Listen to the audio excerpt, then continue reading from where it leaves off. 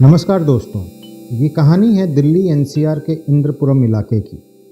एक साधारण सी लड़कियों की पीजी जहां 3 रूममेट्स रहती थीं, आकांक्षा, रिया और श्रुति।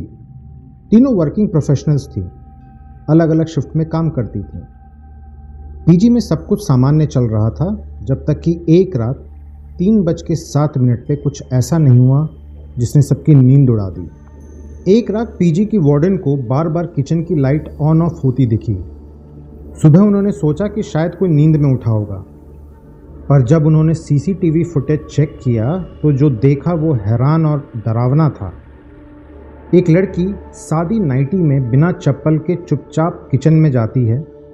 वहाँ बिना कुछ बोले फ्रिज के सामने 10 मिनट तक वो खड़ी थी, ना कुछ निकाली ना कुछ कही, बस एकदम खाली निगाहों से घूर रही थी।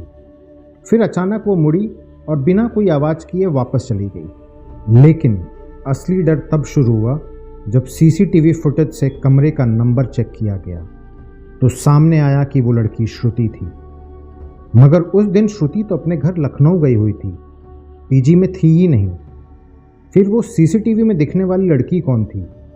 कुछ ने कहा कोई गलती होगी, शायद कैमरा अटक गया होगा। लेकिन कहानी यहीं ख़त्म नहीं हुई। जब श्रुति वापस पीजी लौटी और सीसीटीवी फुटेज देखी तो उसका चेहरा जर्द पड़ गया। उसने कांपते हुए कहा, मैंने भी एक सपना देखा था कि मैं फ्रिज के सामने खड़ी हूँ, कुछ ढूंढ रही हूँ, और मुझे लगा कि कोई मुझे पीछे से देख रहा है, बहुत पास से, बिना पल के झपकाए। ये सब सुनते ही पीजी में डर का माहौल फैल गया। कुछ दिन तक किचन बंद कर दिया गया।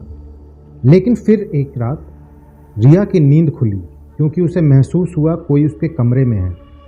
उसकी आंखें खुली तो देखा एक साया दरवाजे के पास खड़ा था। बस खड़ा था, बिल्कुल स्थिर, बिल्कुल चुप। रिया ने जोर से चीखा, सब जाग गए। दरवाज़ा अंदर से लॉक था पर बाहर कोई नहीं था। लेकिन कमरे के अंदर ज़मीन पर एक कागज़ का टुकड़ा था। उस पर लिखा था, आंखें मत खोलो। पीजी में किसी ने किसी को कुछ भी आते जाते नहीं दिखा, पर वो नोट अंदर कैसे आया? कुछ साइकोलॉजिस्ट कहते हैं ओवर क्राउडेड पीजीज में स्ट्रेस, थकान और कम नींद से इंसान को डरावनी चीज़ें देखने का वहम ये आम बात है। लेकिन इतने सारे कोइंसिडेंसेस, सीसीटीवी में वही लड़की जो उस वक्त पीजी में थी ही नहीं, वही सपना, वही सीन, वही भाव, और वो चेतावनी वाला नोट। आखिर ये सब क्या था? क्या ये बस नींद में दिमाग का खेल था, या पीजे में कोई और भी था जो सबकी नींद में उतरकर उन्हें देख रहा था? आज भी उस पीजी में रहने वाले लोग कहते हैं रात के 3 बजे किचन की लाइट अपने आप जल जाती है और किसी के चलने की आहट सुनाई देती है। तो दोस्तों, आप लोग का क्या मानना है? ये सब महज डर का वहम था या कोई अनदेखी ताकत जो सिर्फ नींद में सामने आती है? कहते हैं नींद सबसे सुरक्षित जगह होती है जब तक कोई आपको सपने में देख ना रहा हो।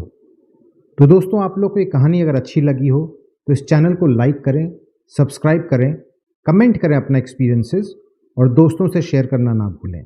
धन्यवाद।